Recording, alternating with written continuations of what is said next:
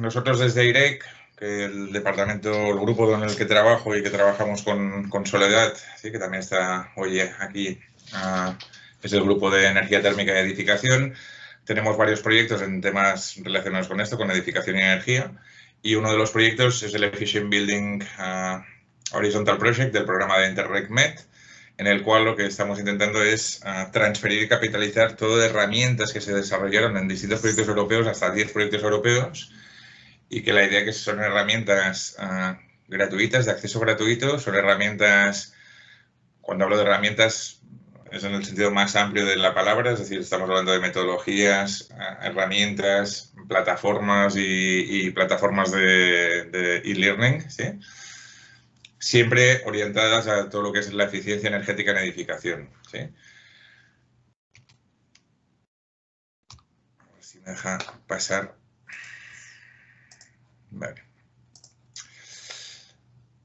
Vale, lo que es el proyecto, lo que os comentaba, lo que pretende es potenciar las capacidades de estos distintos actores en el ámbito mediterráneo. Actores significa, sobre todo, este tipo de actor técnico local, ¿sí? De administración pública o consultor, especialista, etcétera, que permita, ¿no?, realmente llegar a utilizar una serie de herramientas, es decir, transfiriendo y capitalizando estas más de 34 recursos derivados de estos 10 proyectos europeos que se desarrollaron dentro del paraguas de un programa europeo que se llama MEDNIS, ¿sí?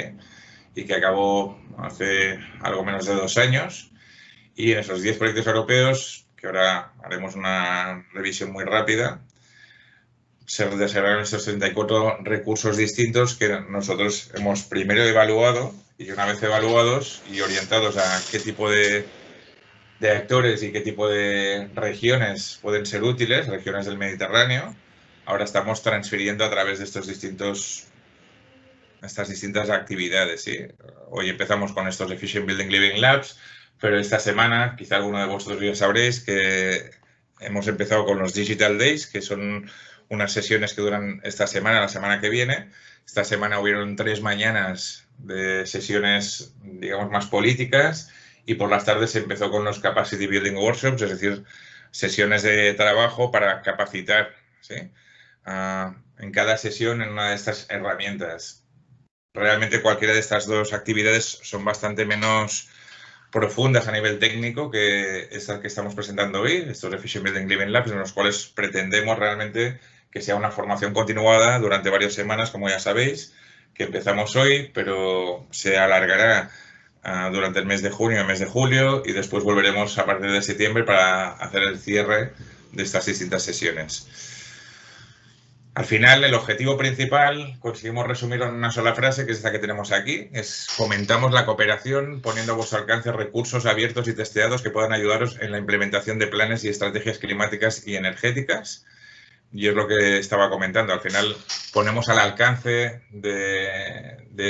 sobre todo de este tipo de target stakeholders, es decir, de técnico local, técnico de administración pública, consultor, este tipo de soluciones que le puedan facilitar el diseño e implementación de medidas de eficiencia energética en edificación, principalmente en edificación de edificios públicos, pero no solo, ¿eh? Para hacer un poco el repaso, ¿sí? Hemos hecho como distintas agrupaciones también dentro del proceso del proyecto.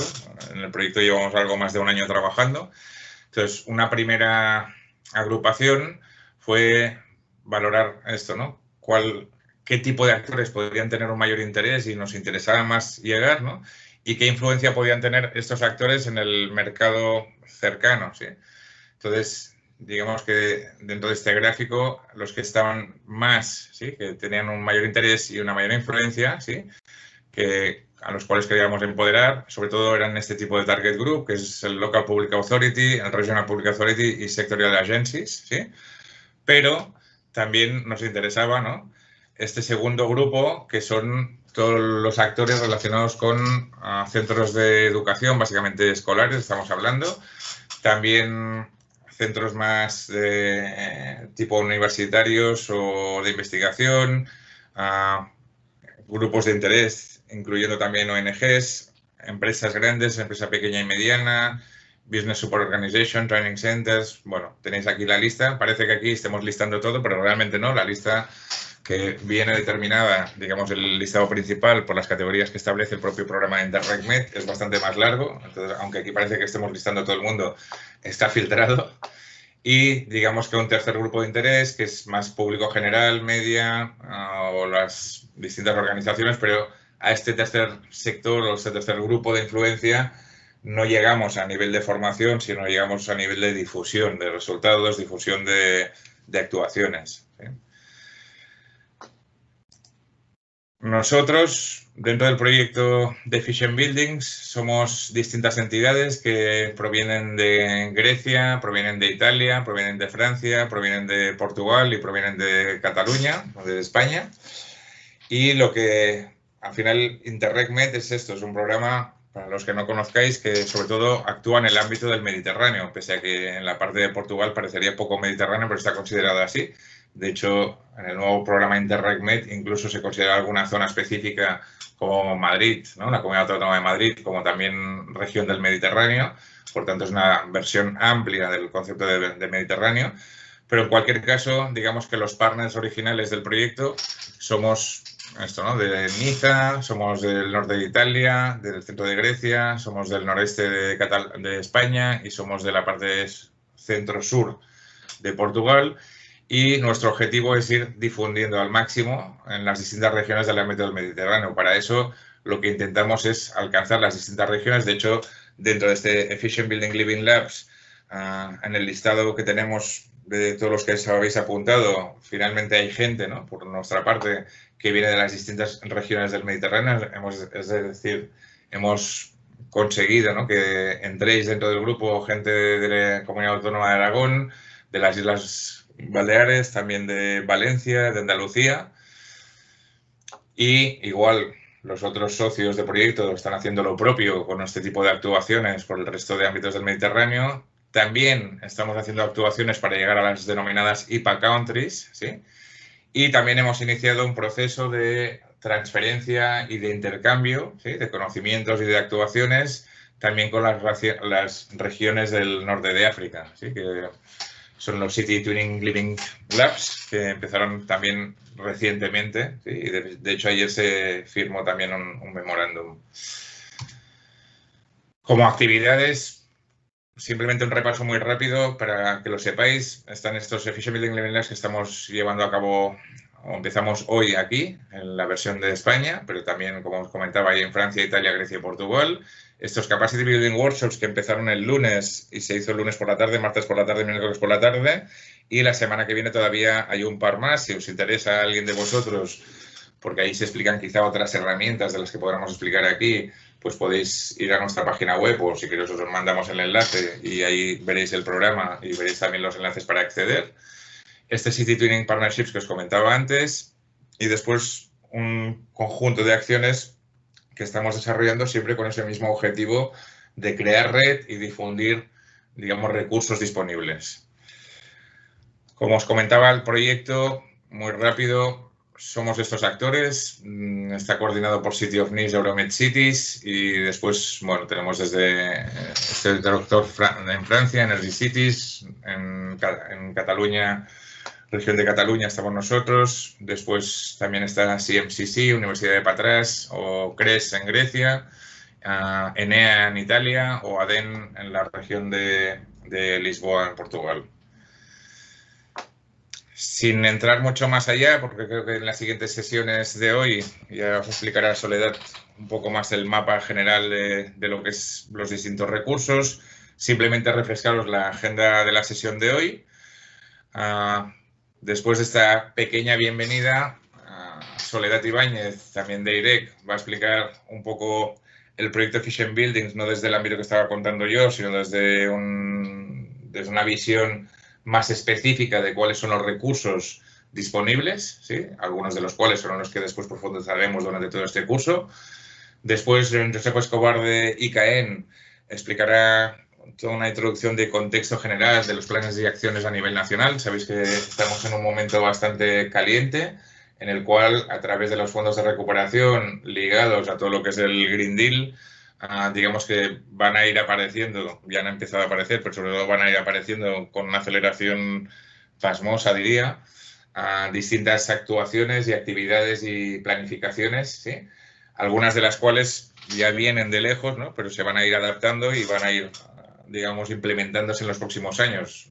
Supuestamente 3 más 3 años, 6 años, pero al final esto no deja de ser como un punto de inicio, ¿no? Porque al final en esos 6 años, incluso en los programas nacionales, digamos que se empieza a abordar cómo llegar, por ejemplo, en rehabilitación de los valores actuales, que en territorio español estamos en valores de 0,8% de rehabilitación anual a valores objetivo del 3%, pero eso no significa que sea un proceso solo de 6 años, sino que se inicia este proceso más acelerado ahora con la idea de que eso se estabiliza y llegar a la descarbonización, al menos a los objetivos de 2030 y 2050. Después, Míriam Romero, de la Diputación de Barcelona, nos hará una introducción a los PAEs, ¿sí? Que ya sabéis que también es una herramienta imprescindible en este contexto actual. Hasta ahora los PAEs, digamos que han tenido una muy buena acogida a nivel de municipios en toda Europa. Hay más de, si no recuerdo mal, unos 7.000 firmantes de PAEs. Pero también es cierto que los PAEs hasta hace poco, digamos que eran instrumentos a veces de buena voluntad, a veces sí que eran operativos, ¿sí? En función un poco de cómo se establecían en cada caso. Cada vez más realmente son instrumentos operativos. Y más cuando hace escasamente un par de semanas el propio Covenant of Mayors firmó un refinamiento de los PAEs para que realmente sean herramientas, ¿no?, que puedan utilizarse para todo este plan de recuperación, para toda esta Renovation Wave que está derivada. En fin. También desde la Diputación de Barcelona, Hugo Moreno nos hablará de los PEMUs, ¿sí?, que al final están ligados estrechamente con los PAEs. Evidentemente son cosas distintas, uno es más edificación y energía de edificación, el otro es movilidad urbana, pero finalmente, y más en la sociedad actual en la que vivimos, son temas que están estrechamente ligados y por eso pensamos que también valía la pena hacer unas pinceladas que nos ofrecerá Hugo Moreno sobre los PEMUs. Y para acabar la sesión, yo voy a hacer un cierre muy breve explicando, bueno, agradeciendo y sobre todo explicando la siguiente sesión un poco el objetivo.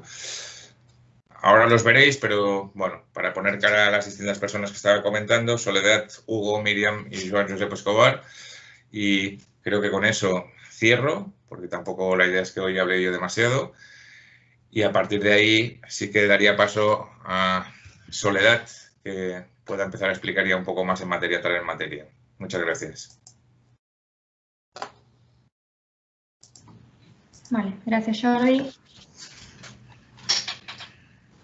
Ahora voy a empezar aquí directamente. ¿Me confirman si se ve? Sí, perfecto. Vale, entonces, como comentaba Jordi, un poco la idea del proyecto Efficient Buildings es poder poner al alcance de las administraciones públicas y diferentes entes los diferentes recursos que en nuestro caso son abiertos, son gratuitos y además ya fueron testeados en múltiples países y regiones y que por lo tanto nos interesa poder capitalizar el uso de los mismos, ya que tienen potencial para poder ayudarlos a implementar diferentes acciones vinculadas a la eficiencia energética. Estos recursos, como mencionaba Jordi, son aproximadamente 34 recursos que provienen de 10 proyectos modulares en la etapa previa de Efficient Buildings que van vinculados a diferentes áreas y por lo tanto están vinculados algunos específicamente a escuelas, otros tienen que ver más con huellas de carbono, otros con la parte financiera y otros que tienen más que ver con la parte de gestión. Y a su vez, muchos de ellos o la mayoría de ellos involucran diferentes etapas dentro del ciclo de vida de la gestión del edificio y por lo tanto algunos pueden ser útiles en las etapas de monitorización, otros en las etapas de previsión o planeamiento y algunos incluso en la etapa luego de monitorización posterior. Básicamente podemos agruparlos en 3 grupos, los que están vinculados a escuelas, en este caso los de T-Schools y EduFootprint. T-School está más vinculado a la parte de energía y EduFootprint sí que tiene una visión un poco más holística en el sentido de que calcula una huella de carbono, pero involucrando todas las diferentes etapas del uso del edificio, en este caso enfocado a escuelas, aunque es verdad que este proyecto fue extendido y actualmente está vigente y ahora sí que están involucrando a más tipologías en el análisis. Luego tenemos 4 proyectos modulares que dedicaron sus herramientas a trabajar en los aspectos de financiación, desde, por ejemplo, la implementación de Energy Performance Contract, por lo tanto, cómo se implementa un EPC y cuáles pueden ser las ventajas de implementarlo, incluso cómo combinar una financiación público-privada a través de una ESCO, y por lo tanto hay diferentes herramientas que permiten analizar tanto la necesidad de subvenciones o el retorno de las inversiones cuando uno implementa acciones de eficiencia energética en alguno de los edificios. Y finalmente tenemos un tercer grupo que va vinculado más a la gestión y a la administración de estos edificios y que permiten desde priorizar las diferentes acciones, es decir, poder introducir los datos de los edificios existentes, como priorizar cuál de ellos se rehabilita y qué grado de rehabilitación además ofrecemos a ese diferentes grupos de edificios, y por lo tanto me permiten gestionar todo este plan a largo plazo de implementación de acciones de eficiencia energética en el parque edificatorio que tengamos a nuestro cargo. Desde ya, bueno, aquí está el link general de toda de la página de Efficient Buildings, aunque igual luego vamos a entrar más en detalle en las siguientes sesiones en cada una de las herramientas, incluso algunas son las que vamos a trabajar en la etapa de implementación.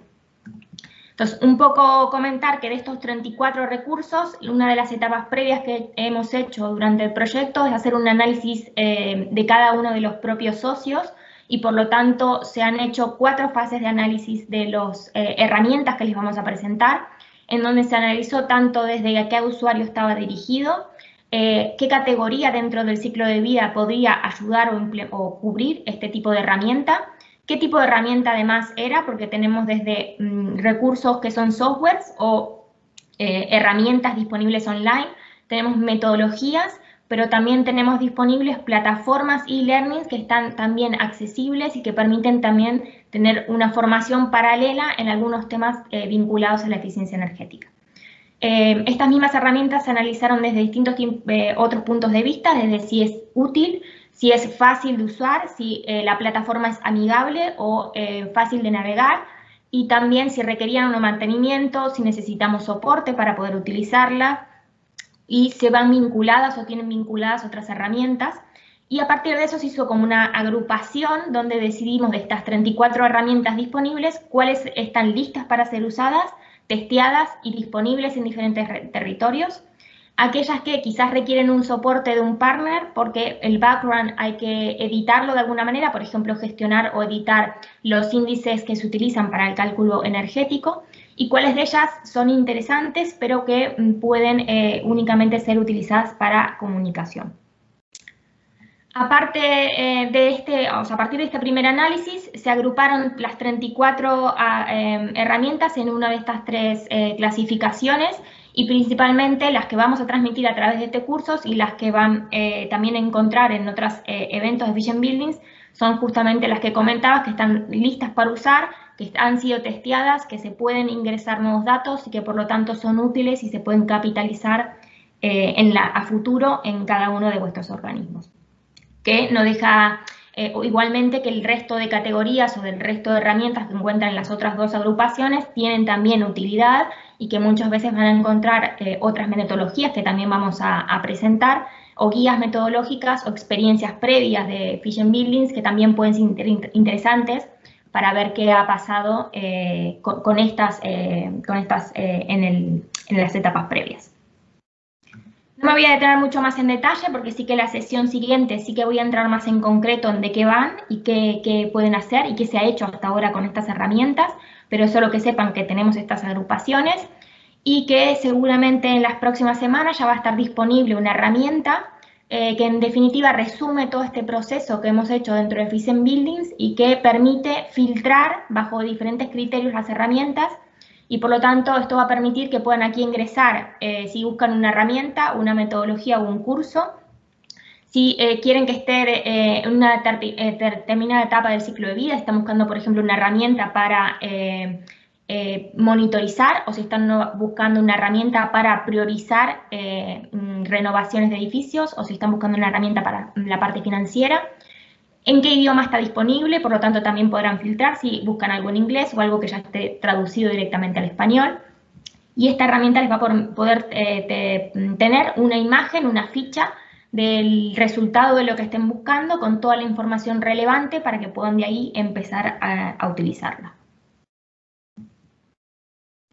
Un poco entrando, digo, no me detengo mucho más en las herramientas porque insisto que la clase, durante la sesión que viene sí que vamos a entrar más en detalle en un ejemplo de cada una de ellas y por lo tanto qué hacen y cuáles de ellas vamos a profundizar.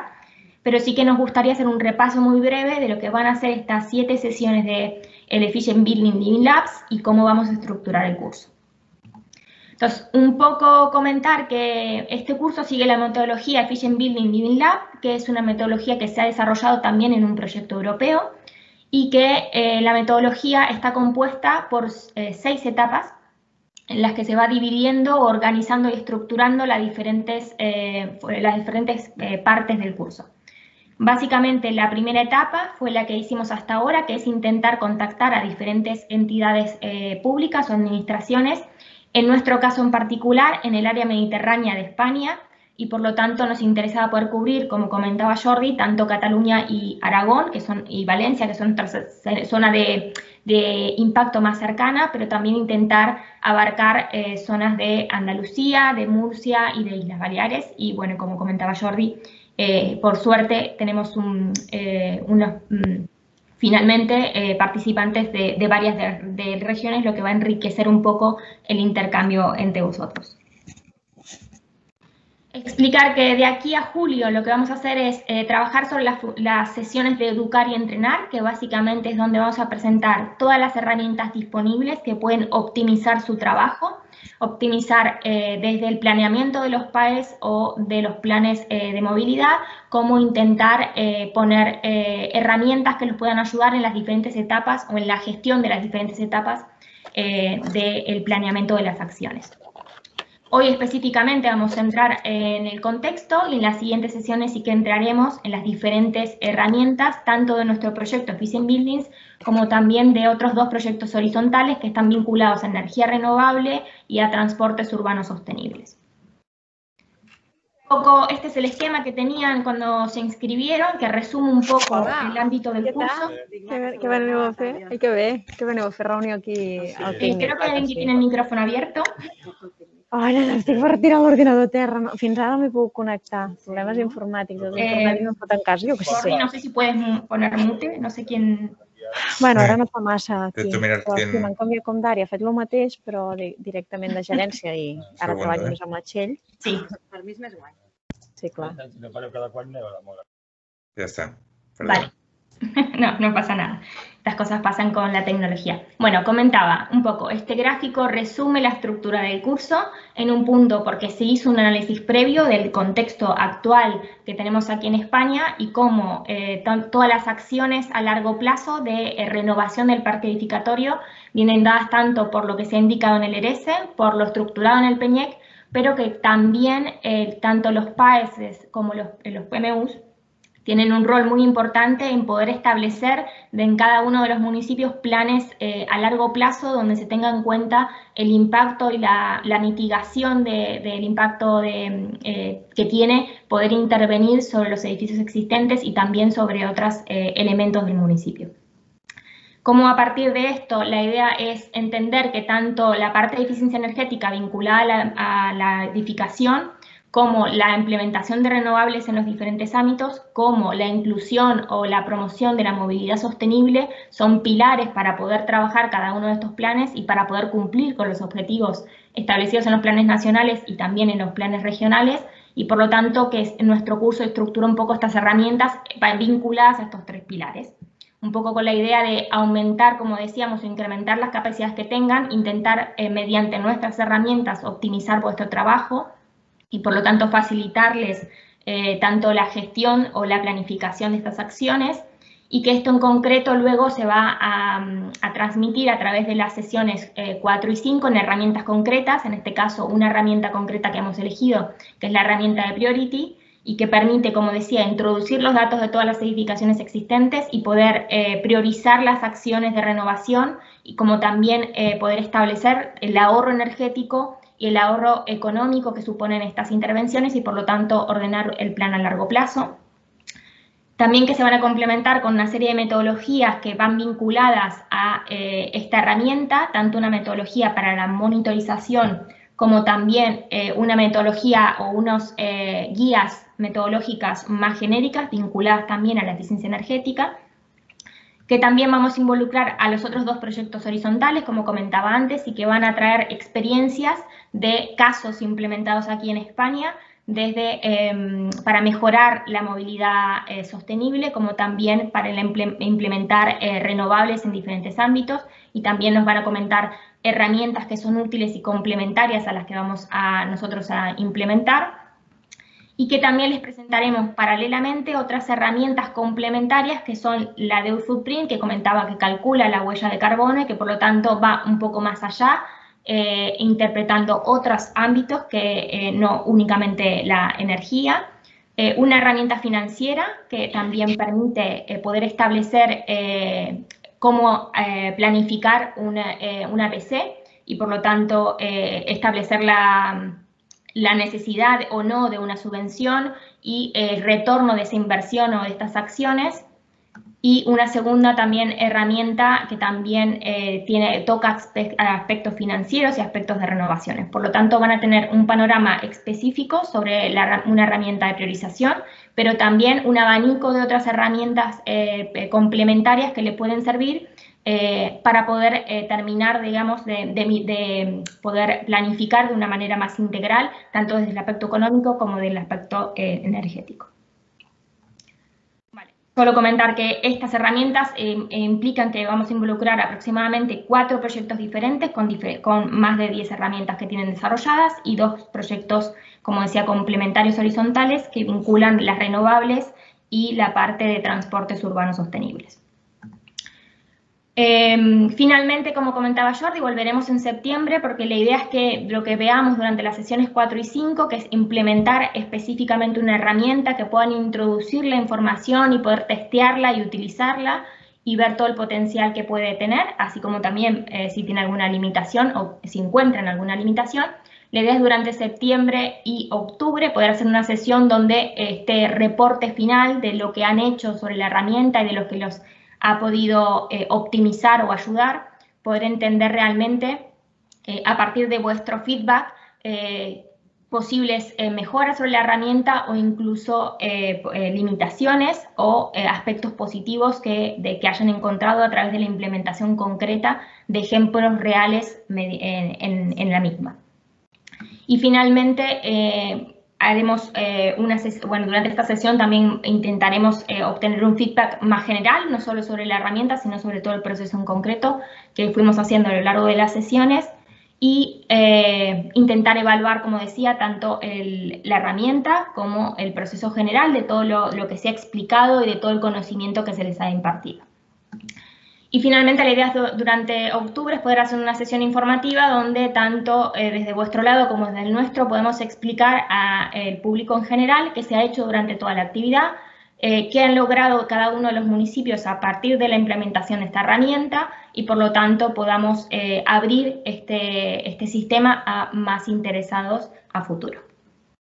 No me extiendo mucho más porque luego ya iremos trabajando cada una de las sesiones y nada, ahora sí que doy paso al resto de ponentes que ya entrarán en materia de la sesión de hoy.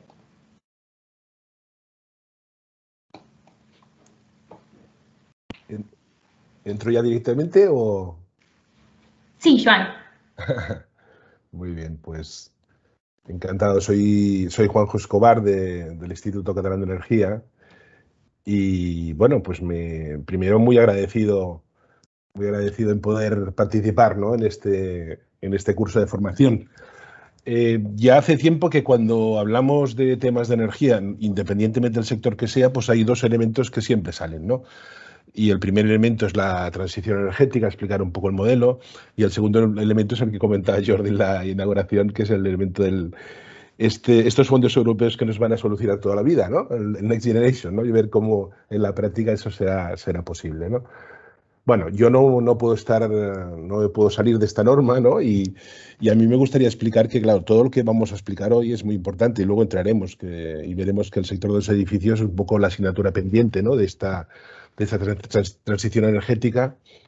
que es algo que a mí me gustaría calificar de no opcional. O sea, no podemos elegir no hacer la transición energética, no es algo necesario, hay que ir por ahí seguro, por muchas cosas. En la pantalla veis algunos de los ejemplos, algunos de los motivos por los cuales hay que ir.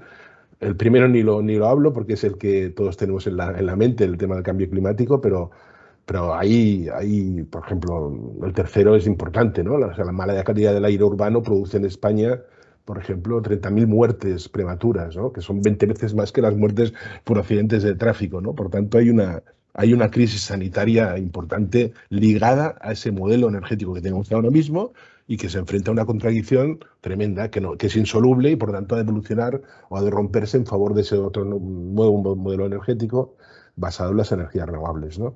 Y que además es un modelo energético que nos habría de permitir, pues, crear un sector económico potente y por tanto dar potencia a nuestras industrias, a nuestras empresas para que creen riqueza, que es lo que se trata, ¿no?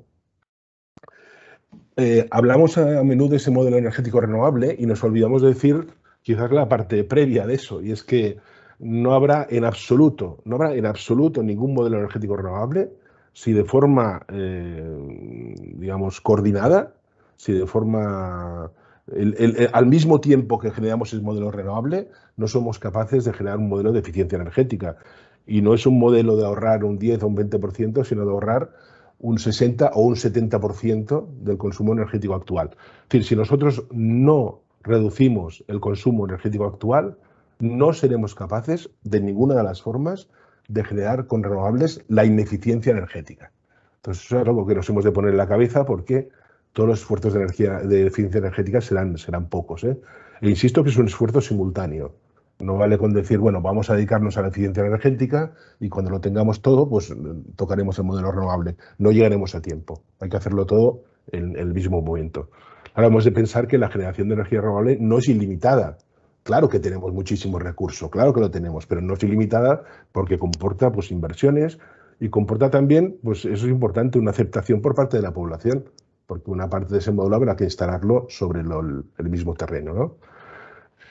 Bueno, Europa parece que lo tiene bastante claro, o al menos a nivel de números, ¿no? Y marca unos objetivos. Claro, el objetivo grande que todos nos acordamos es que el 2050 hemos de ir a un modelo 100% renovable. Bueno, eso está muy bien, pero el 2050, pues yo seguro que no estaré, o sea, con lo cual ya hay que coger objetivos a más corto plazo, ¿no? Entonces, para el 2030, pues ya empieza a marcar y empieza a apretar. Sabéis que hay estos objetivos del 40% de reducción de emisiones de gases de efecto invernadero, que ahora muy posiblemente, porque tanto la Comisión Europea como el Parlamento Europeo quieren revisar al alza, seguramente lo conseguirán, un 32% renovables, un 32,5% de mejora de eficiencia energética y luego la interconexión eléctrica. O sea, hay un marco normativo importante. Y ese marco en España se ha trasladado con la aprobación, ahora fue en marzo de este año, del Plan Nacional Integrado de Energía y Clima, del PNIEC, ¿no? El objetivo 21 hasta el 2030, ¿no? Ahí habla de una reducción de emisiones de gases de efecto invernadero más pequeña que la que dice Europa, pero bueno, es un problema de años de referencia porque en España, digamos que la evolución de las emisiones fue de una forma inversa a la evolución europea, ¿no? Con lo cual se ha tenido que buscar un objetivo que sea razonable, ¿no? En renovables, pues 42%, eficiencia energética y energía renovable de generación eléctrica, ¿no? Yo creo que es interesante explicar que ese PNIEC no es únicamente un cambio de modelo energético, sino, como decíamos antes, pues también implica, o es una oportunidad ese cambio de modelo, pues para generar una nueva economía, un nuevo impulso a la economía, ¿no? Y hay unas cifras que yo creo que vale la pena compartir con vosotros, ¿no? Es decir, el plan español, pues dice que si implementamos esos objetivos, pues el PIB pues crecerá un 1,8%, grandes inversiones, una mejora de dependencia energética al exterior. Eso es importante. Si no somos capaces de tener un modelo de generación renovable, habrá que importar energía del exterior. Importar energía del exterior quiere decir no poder controlar precios, no poder controlar condiciones y por tanto ser un país menos atractivo, ¿no? Para las inversiones, menos competitivo, ¿no? También es importante ver el tema del incremento del empleo, o sea, la inversión en un nuevo modelo energético permite crear de forma neta empleo. Estos son cifras que bueno, están contrastadas con todos los estudios y perspectivas sobre creación de empleo relacionado con la transición energética, hablan de eso. Quizás el mejor estudio es el que hizo la Organización Internacional del Trabajo, ¿no? Que explicaba que la transición energética claramente producirá una pérdida de una parte del empleo. Una pérdida de la parte del empleo, ¿por qué? Porque son los empleos relacionados con la generación por combustibles fósiles, la generación nuclear, que son dos aspectos que no entran en la fórmula del 2050. En el 2050 no puede haber combustibles fósiles, no puede haber energía nuclear, haber energías renovables, ¿no? Pero también dice el estudio, y eso es lo importante, que por cada puesto de trabajo que se pierda en esa transición energética se van a crear 4 de nuevos. Y 4 de nuevos relacionados pues, con la sostenibilidad y en general con el concepto de energía, de economía circular, ¿no? Que es un poco en broma decimos que economía circular es dejar de conjugar los verbos usar y tirar y empezar a conjugar todos los verbos que empiecen con re, ¿no? Reciclar, reutilizar, reparar, etc. Bueno, y aquí también hay una cifra que es buena, sobre todo en este foro que habla de edificios, de compartir con vosotros, que es que el PNIEC pues, habla de la rehabilitación de 1.200.000 viviendas en este periodo de 10 años, ¿no? Bueno, en Cataluña también hay un marco normativo, no voy a ir muy extenso en eso porque ya muchos de vosotros los conocéis. En todo caso, pues que sepáis que hay en proyecto una ley de transición energética que a lo mejor cambia de nombre y se llama Ley de Transición Energética y Cambio Climático. No sé, el nuevo gobierno lo acaba de acabar de decir, pero también hay un marco normativo que nos obliga a caminar en la línea de esa transición energética. Bueno, pero decíamos que la transición energética no avanza a velocidad regular, depende de cada sector, ¿no? Y yo creo que eso es algo que hay que reflexionar, ¿no? Y esta reflexión nos lleva a pensar que al menos la parte fácil de la transición energética, el sector industrial ya la ha hecho. La parte fácil me refiero a las inversiones en eficiencia energética que tienen una rentabilidad razonable de algunos años, ¿eh? O sea, rentabilidad que el sector empresarial es capaz de aceptar, ¿no? Bueno, el sector industrial es más fácil de trabajar porque en realidad tiene una lógica muy clara, ¿no? La lógica empresarial es la que dice esto, cuánto vale, qué nos ahorra, qué amortización tiene, pues tiramos adelante o no tiramos adelante, ¿no? Con lo cual, pues al menos esa primera parte se ha podido hacer. Si hablamos de la movilidad o del transporte, pues aquí yo creo que la propia evolución del sector nos ayuda, ¿no? Porque es un sector en el cual camina, por un lado, a la electrificación del parque de vehículos, y un vehículo eléctrico es bastante más eficiente que un vehículo térmico convencional. Hay una renovación del parque de vehículos, que es una renovación bastante alta. Un vehículo dura 10, 15, 20 años, bueno, los hay con más, lógicamente, pero bueno, como término medio y se renueva, ¿no? Y únicamente esa renovación pues ya aporta vehículos mucho más eficientes que los que había antes, ¿no? Y aquí los edificios pues son realmente la asignatura pendiente. Y los deberes están por hacer, ¿no? No nos preocupa tanto la obra nueva, todo que hay una obra nueva, lo digo porque esa obra nueva, al menos en España, pues está afectada o está condicionada por una normativa que cada vez es más exigente en términos de eficiencia energética, renovables. Pues hablamos del Código Técnico, ahora acaba de publicarse el RITE también. Bueno, pues más o menos yo creo que está en línea, pero nos preocupa tremendamente el parque de edificios existente, ¿no? Nos preocupa porque yo creo que es algo que pasa en toda España seguramente, que la mayoría del parque de edificios actual es de construcción anterior a las primeras normativas de aislamiento térmico, es decir, no tienen aislamiento térmico la mayoría de los edificios, y eso nosotros lo vemos cuando tramitamos los certificados de eficiencia energética en edificios en Cataluña, que ya llevamos pues 1.000.000, casi 200.000 certificados tramitados, y vemos que únicamente el 5% de ellos está en una de las tres primeras letras mejores, A, B o C, ¿no? Mientras la gran parte pues están en la clasificación es Fs o incluso Gs, ¿no? O sea que realmente la situación energética de los edificios es bastante precaria desde el punto de vista de la energía, ¿no?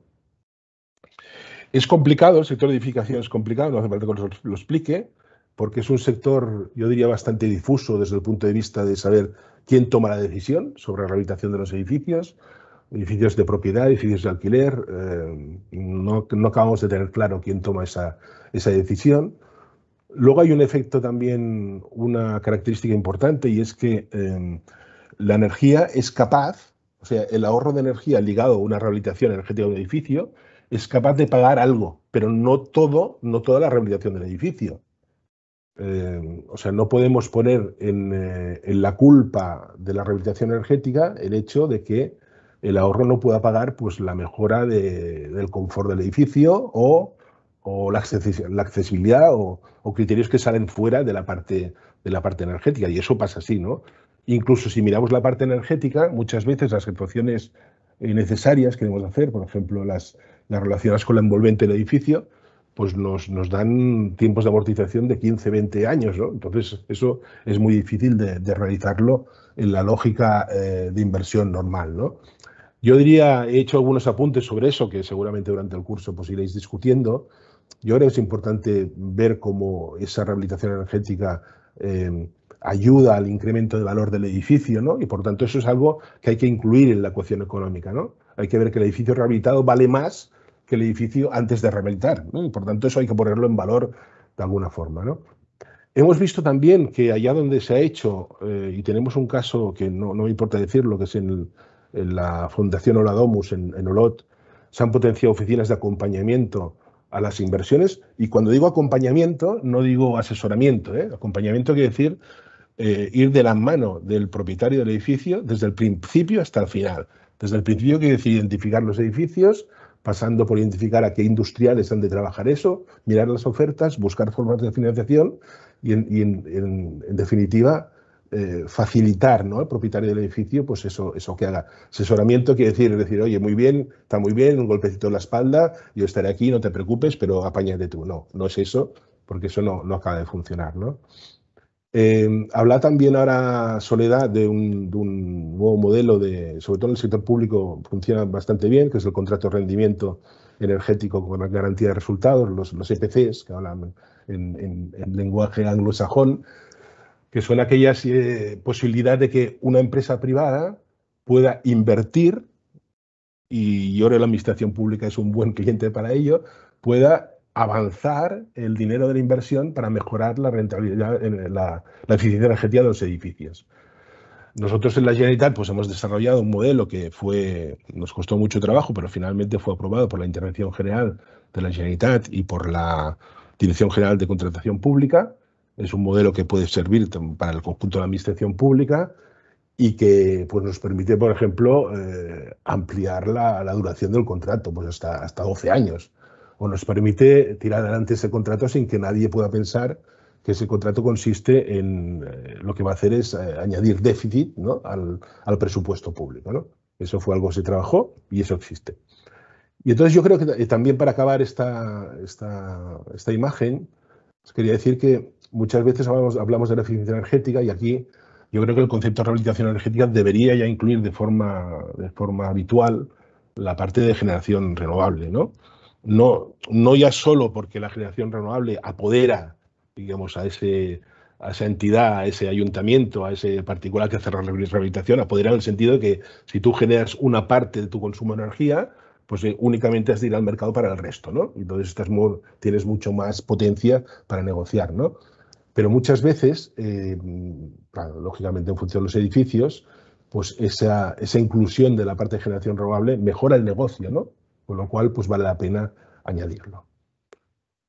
Bueno, en Cataluña, pues sabéis que esta parte de generación renovable empieza a funcionar ahora, sobre todo a nivel de instalaciones de autoconsumo, instalaciones pequeñas. Tenemos ahora ya, en marzo, finales de marzo de este año, ya teníamos más de 10.000 instalaciones de autoconsumo renovable, sobre todo fotovoltaico, estamos hablando aquí, con más de 100 megavatios. Si dividís 100 megavatios entre 10.500 instalaciones, pues sale aproximadamente instalaciones del orden de 10 kilovatios, con lo cual estamos hablando seguramente de sectores de vivienda o edificios de viviendas, ¿no? Bueno, y intento acabar esta primera parte de la presentación diciendo que, bueno, hay que poner un esfuerzo importante en el tema de la edificación. Son la asignatura pendiente por un lado, pero por otro lado, seguro que el edificio va a ser el campo de batalla de la transición energética, porque es en el edificio donde se han de integrar todas esas tecnologías disruptivas del nuevo modelo energético. Es el edificio donde va a haber una eficiencia energética, es ahí donde va a haber una generación renovable, es ahí donde va a haber una recarga del vehículo eléctrico, es seguramente donde tendremos la posibilidad de almacenamiento de energía, y gestionar todo eso y desarrollar tecnologías que permitan gestionar a la vez estos 4 factores, pues es algo que deberemos, los que trabajamos en el ámbito de los edificios, deberemos trabajar en los próximos años, ¿no? Bueno, pero aquí tenemos la solución, ¿no? Con el Next Generation, como habrá dinero, habrá lluvia de millones, pues lo solucionamos todo, ¿no? Bueno, pues a lo mejor no es tanto, ¿no? La verdad es que el Next Generation, yo creo que había un problema importante de comunicación, ¿no? Porque da la impresión que cada uno lo entendemos de una cierta forma o cada uno sabe una parte de la película y es difícil de encontrar a alguien que la sepa todo, ¿no? A ver, de nuestro punto de vista, Next Generation es una oportunidad, clarísimamente, ¿no? Sobre todo en este primer trimestre, porque si recordáis, los fondos del Next Generation se dividen en trienio, se dividen en 2 trienios, al primer trienio hasta el 23 y luego 24, 25 y 26. En el primer trienio los presupuestos europeos que nos llegan son presupuestos a fondo perdido, pero el segundo trienio son presupuestos de financiación, es decir, préstamos, ¿eh? O sea, que los del segundo trienio habrá que devolverlos, los del primero no. Entonces, yo creo que realmente es una ocasión importante. Lo que pasa es que si analizamos un poquito el Next Generation, vemos que hay como dos grandes líneas en las cuales van a poder colocar ese dinero, ¿no? Y hay una primera línea que seguramente va a ser mayoritaria por lo que es a la empleo del presupuesto europeo, que son lo que llaman los proyectos tractores o los PERTES, ¿no? El lenguaje que se ha generado. Esos proyectos estratégicos, proyectos enormes. Muchas veces se denostan estos proyectos diciendo que son proyectos del IBEX 35, es decir, únicamente grandes empresas que tienen una solvencia técnica y económica son capaces de tomar esos proyectos porque son proyectos que en principio han de ir dirigidos a la cadena de valor de un sector de tecnología energética. Siempre ponemos el ejemplo del hidrógeno. O sea, seguramente en España habrá 1 o 2 PERTES sobre hidrógeno y los habrá de pilotar pues alguna gran empresa porque estamos hablando de centenares, hasta incluso miles de millones de euros, ¿no? Entonces yo diría que en esta primera parte, bueno, pues al nivel de los que estamos en esta conferencia de hoy, pues vamos a ser espectadores seguramente muchas veces. Quizás vamos a ser actores en la segunda parte, ¿no? Yo le explicaba a Jordi antes que una parte del dinero, seguramente la parte minoritaria, pero la parte minoritaria de una parte muy grande es mucho dinero, va a ir en la línea lógica de las convocatorias de subvención que ya empezamos a conocer otras veces, ¿no? O sea, se han de traducir, pues por ejemplo, ahora mismo en España se traduce en una próxima convocatoria que aquí en Cataluña seremos capaces de sacar a mediados de julio, que es lo que llamamos el MOVES 3. El MOVES 3, sabéis que es la línea de subvención para la compra de vehículos eléctricos, para la instalación de puntos de recarga, la infraestructura de recarga, etcétera, ¿no? Pues eso va a ser, el Next Generation traducido a las subvenciones va a ser la convocatoria futura de todas estas líneas de ayuda que van a pasar en los próximos meses, ¿no? Y seguramente con más recursos que lo que se estaba haciendo antes. Si en Cataluña el MOVES 2 tenía 16 millones disponibles, el MOVES 3 tiene 64 millones. Con lo cual hay que aprovechar ese dinero, ¿no? Entonces, desde nuestro conocimiento, porque muchas veces también parece que es mentira, pero desde la administración de las comunidades autónomas nos enteramos por el periódico de las noticias, desde nuestro conocimiento, digamos, hay 3 o 4 líneas de actuación de subvención que van a ser inmediatas. La primera acabo de decir, MOVES 3, yo os digo que en Cataluña la sacamos en el mes de julio y es posible que otras comunidades autónomas vayan antes incluso. Luego hay una línea específica que habla de renovables eléctricas, o sea, sobre todo aquí estamos hablando de techos solares, sobre todo. Esa es una línea en la cual desde el Ministerio nos han dicho que van a publicar el Real Decreto con las bases de la convocatoria ahora, antes de vacaciones, para entendernos, ¿no? Y que seguramente en septiembre o octubre las diferentes comunidades autónomas, que son los que gestionamos esa línea, vamos a poder convocarlas. Va a haber otras renovables térmicas, también más o menos que va a ir en el tiempo, en el calendario, igual que las renovables eléctricas. Hay una tercera específica que a lo mejor a algunos de vosotros puede interesar, que son líneas de eficiencias renovables para municipios de menos de 5.000 habitantes, y eso también va a ir más o menos en el calendario que os acabo de decir.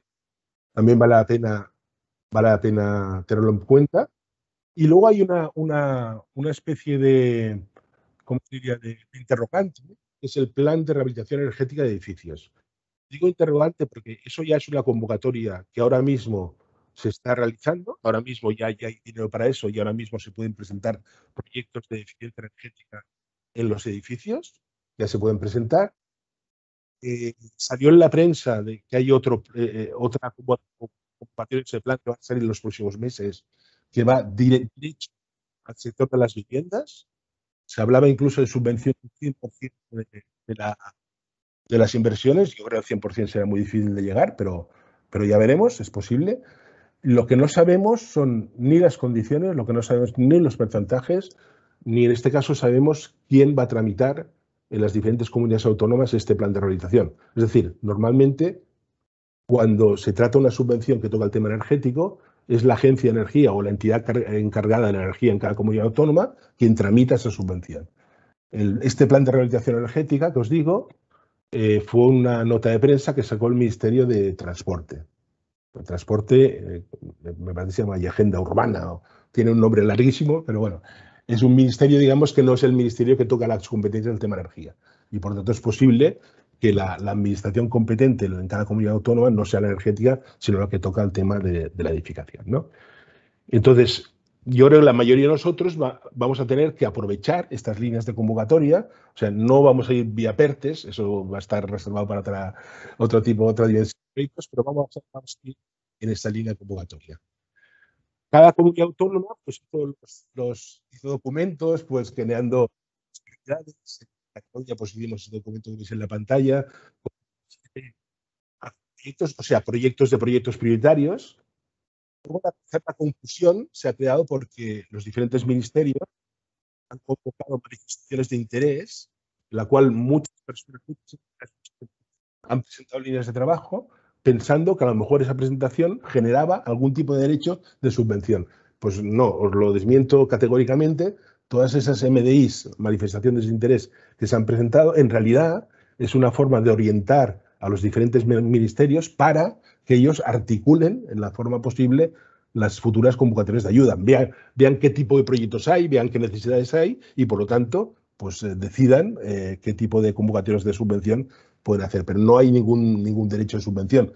Aquellos de vosotros que hayáis presentado alguna MDI, que sepáis pues que muchísimas gracias, me imagino de parte del Ministerio, porque los orienta, pero si no presentáis la solicitud de subvención en el momento que salga la convocatoria respectiva, pues no vais a tener ninguna posibilidad de ningún derecho de subvención.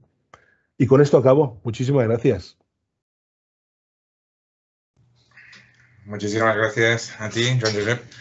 Perdonad porque antes con la logística del primer día se nos había pasado presentar a Joan Josep Escobar, que es ingeniero industrial y que es jefe de la División de Gestión de Energía de ICAEN, del Instituto Català de la Energía, y que como responsabilidad máxima es la de impulsar programas de inversiones en eficiencia energética, generación renovable en industria, edificios, movilidad y el ámbito ciudadano. De hecho, creo que lleva muchísimos años trabajando en el sector de la energía desde la administración y colaborando para que esta transición no nos venga más de sopetón de lo que ya nos viene, que no es poco. Eso, muchísimas gracias y doy paso a continuación a Míriam Romero, que viene de la Diputación de Barcelona y que es técnica de la Oficina de Cambio Climático y Sostenibilidad de esta Diputación. Coordina toda la iniciativa del Pacto de los Alcaldes, que ya comentaba antes en mi presentación, ¿no? La relevancia, digamos, del Pacto de los Alcaldes, ya no histórica, sino en el momento presente. Y sobre todo dando soporte desde la Diputación de Barcelona. Sabréis algunos de vosotros que en el caso de la Diputación de Barcelona o de la provincia de Barcelona, muchos municipios han podido hacer, digamos, su PAES a través de los servicios que ofrece la propia Diputación de Barcelona, que ha centralizado un poco este objetivo históricamente. ¿Sí? Entonces, no me enrollo más y doy paso a Míriam Romero. Muchas gracias. Vale, buenos días, muchas gracias. Paso a compartir la pantalla, la pequeña presentación. También agradecer pues, la invitación y este espacio para poder presentar lo que desarrollamos desde Diputación. ¿Estoy compartiendo? ¿La veis bien la pantalla? No. Todavía no. No, todavía no.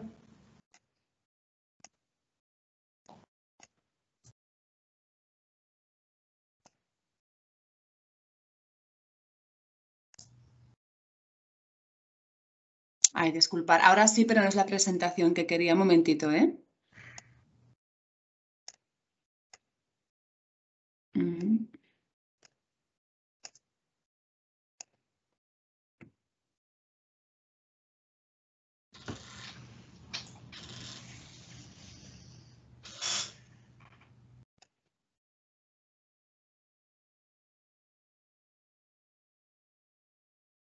La había cerrado sin querer o no sé qué ha pasado.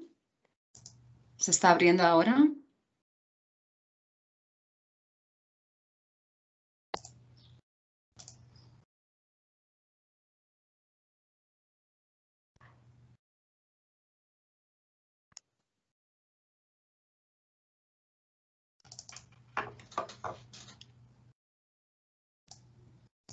A ver, segundo intento, disculpar, ¿eh? Pero antes lo he probado, funcionaba bien. Venga, ahora sí, ¿verdad? Ahora sí. Vale, gracias. Modo completo. Ahora perfecto, sí. Vale. Muy bien, pues la invitación básicamente es esto, hacer una pequeña introducción de los PAES. Desconozco de las personas que estáis ahora en el curso si estáis familiarizados o no con lo que sería este instrumento municipal, ¿vale? Así que explicaré un poquito de dónde procede el tema de los PACES, es en castellano, ¿vale? Estaba en la PAES, que sería como las siglas en catalán, y PACES, ahora pasaré a describir lo que quiere decir. Este documento es un compromiso que adquieren los municipios que se adhieren al Pacto de las Alcaldías. Si estáis familiarizados, ha habido algún cambio de nombre con el Pacto de los Alcaldes. Antes era el Pacto de los Alcaldes y Alcaldesas, luego cambió y ahora finalmente en abril, bueno, hace unos meses se derivó a Pacto de las Alcaldías, o lo que comúnmente nosotros denominamos ahora mismo Pacto 2.0, ¿vale? Que tiene unos nuevos objetivos. Este pacto, como debéis saber ya seguramente, es una iniciativa voluntaria de la Comisión Europea que nace en el 2005 y nosotros desde Diputación de Barcelona ofrecemos un apoyo integral para el desarrollo de todo lo relativo a cumplir estos objetivos desde 2008 o así, ¿vale? Ofrecemos un apoyo integral que luego comentaré. Aquí os he dejado ya para iniciar las páginas más, dijéramos, referentes respecto a este pacto. Una es la página europea, en la que encontraréis información relativa al pacto muy amplia de diferentes países. Incluso los propios PACES están colgados en Internet de diferentes países, webinars, toda la información que queráis. Y luego la página que tenemos desde Diputación de Barcelona específica para dar respuesta a las necesidades que se derivan de este pacto de cara a los municipios, sobre todo, ¿vale? Este es el primer pacto europeo que tiene un diálogo directo entre lo que sería Europa y las autoridades locales, lo que es la entidad local y los ayuntamientos. Desde Europa se entiende que el ayuntamiento es el conocedor máximo de su territorio. Y esto quiere decir que se puede actuar de forma mucho más fácil y directa con la ciudadanía. Por eso existe uno de los motivos principales de este pacto, es con este objetivo de llegar realmente a que sea ejecutivo y que sea práctico el propio plan en sí, ¿vale? Nosotros desde Diputación, es lo que os comentaba, nuestra función es pues coordinar estos planes, todo lo que conlleva. Esta iniciativa está totalmente ligada con diferentes políticas comunitarias, ¿vale? Ahora aquí creo que incluso falta alguna más en este cuadro, pero desde los acuerdos de París se intenta integrar también con los acuerdos de la Agenda 2030. ¿Vale? Lo que respecta a todo el tema energético, que ahora os explicaré, hay una diferencia entre energía y clima o adaptación en el propio plan, ¿vale? Derivó de un paquete de invierno que se hizo hace unos años, ¿vale? Todos los objetivos los integra el propio plan. También, bueno, pues esto, políticas energéticas, de clima, ¿vale? Ahora actualmente a nivel mundial, dijéramos, porque ya no se ha quedado en las fronteras europeas, sino que ha ido más allá, tenemos 10.652 municipios o territorios, también se puede, que están adheridos a este pacto, ¿de acuerdo? Eso quiere decir, pues, bueno, unas cifras muy elevadas y cada vez hay muchísimos más ayuntamientos alrededor del mundo, incluso en Sudamérica, también bueno, en África algún municipio que está participando de esta iniciativa. Va mucho más allá de la frontera europea. Entonces, estos pactos, pues como he comentado antes, tienen relación con las políticas europeas y de la misma forma que los objetivos europeos van cambiando con el tiempo, el pacto de las alcaldías se amolda como propios estos objetivos. Esto quiere decir que ahora actualmente, este mes, entre abril y mayo, entraron en vigor unos nuevos objetivos. Hasta ahora la reducción que asumía los municipios era de un 40% al 2030 y ahora nos hemos encontrado que ha habido un incremento de este objetivo. ¿De acuerdo? Entonces, ahora los objetivos de las entidades que se adhieren a este pacto es reducir las emisiones como mínimo un 55% de efecto invernadero, un 55% en el 2030 y en el 2050 llegar al objetivo de neutralidad climática. Que estas cifras, dichas así, bueno, parecen, dices, bueno, pues puede ser, ¿no? Pero luego ahora veremos que cuando intentamos aterrizar todo esto en los municipios, es como una especie de croquis y es bastante complicado, son objetivos muy ambiciosos. Y eso es lo que nos encontramos en el día a día. Los municipios asumen estos compromisos como propios, pero luego hay que ver cómo esto se implementa.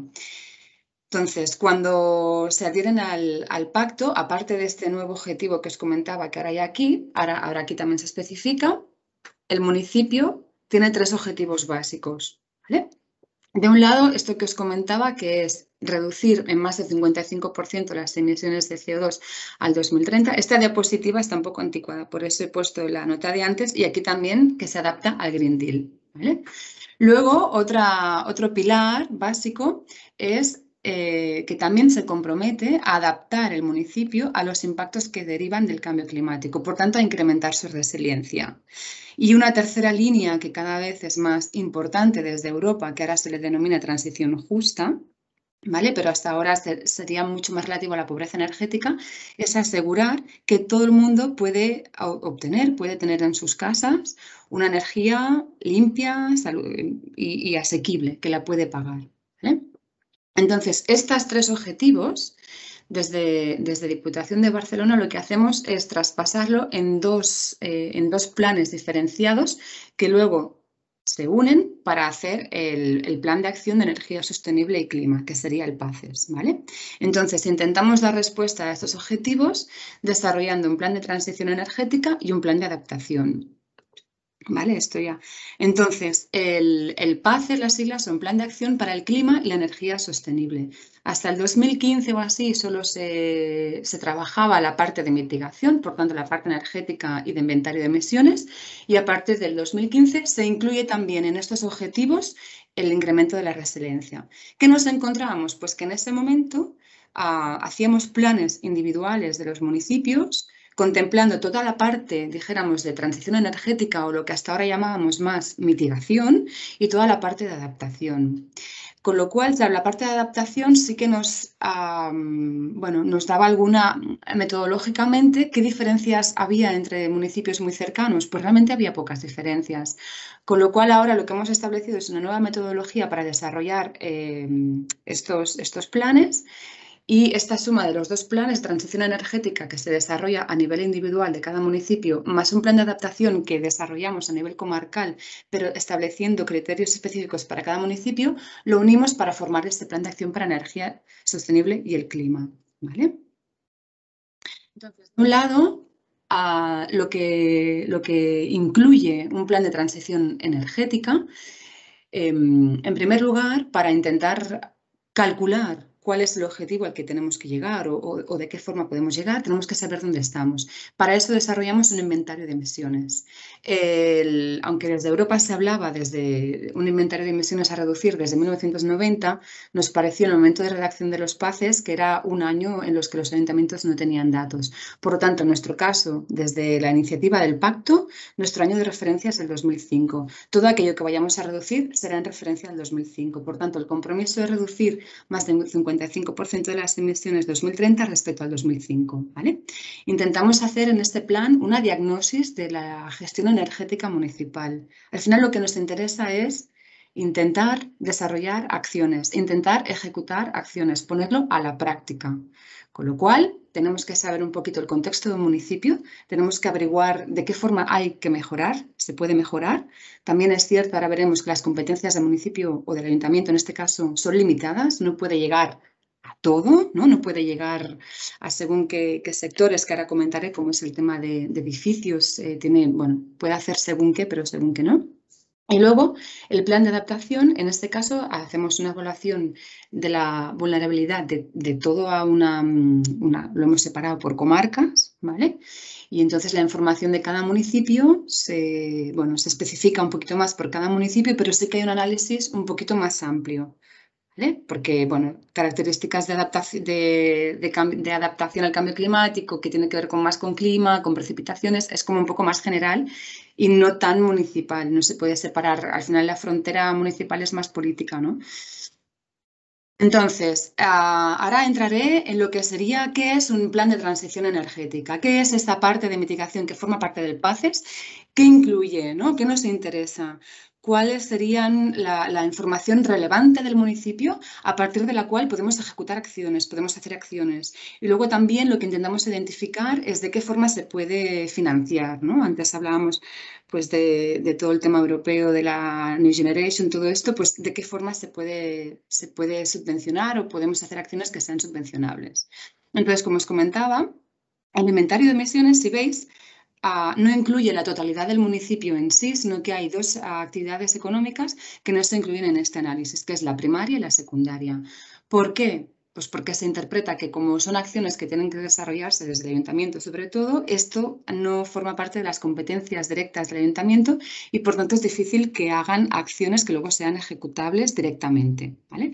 Lo que sí se tienen en cuenta, y esto me interesa a nivel de lo que hablamos de edificios, es todo el sector residencial, el terciario, transporte y energías renovables, ¿vale? Como también se hace un análisis del ayuntamiento, de todo lo que son edificios municipales, el alumbrado público, la flota y todos estos sectores. Entonces, de forma directa, el ayuntamiento puede incidir en sus propios edificios, ¿no? Que esto es interesante a nivel de lo que puede hacer, lo que no, de placas, todo esto, fotovoltaicas, todo en sus propios edificios, mucho más fácil. Y luego, de otra parte, lo que es un reto actualmente para nosotros es salir del área del ámbito ayuntamiento e ir más allá. Y cómo, de qué forma implementar acciones en sectores en los que no tienen una incidencia o una capacidad de acción tan directa, ¿no? Y este es el reto en el que nos encontramos actualmente. Entonces, pues para hacer el inventario de emisiones hemos desarrollado diversas herramientas, ¿vale? En la que, pues el ayuntamiento nos tiene que entregar sus consumos, nos tiene que decir y explicar qué ordenanzas tiene, qué subvenciones tiene, si hay excepción de tasas para, por ejemplo, con el tema de si pongo renovables, luego hay un descuento en el IBI o en el ICIO, qué trámites hay que hacer con todo esto, ¿no? Si hay ventanilla única para ejecutar todo o es complicado como ciudadanía intentar saber qué tengo que hacer y de qué forma tengo que tramitar los papeles. Un poco hacemos lo que sería todo lo relativo al ayuntamiento, de qué forma funciona con la ciudadanía, ¿vale? También intentamos calcular cuál es la dependencia que tiene el ayuntamiento respecto a la energía exterior.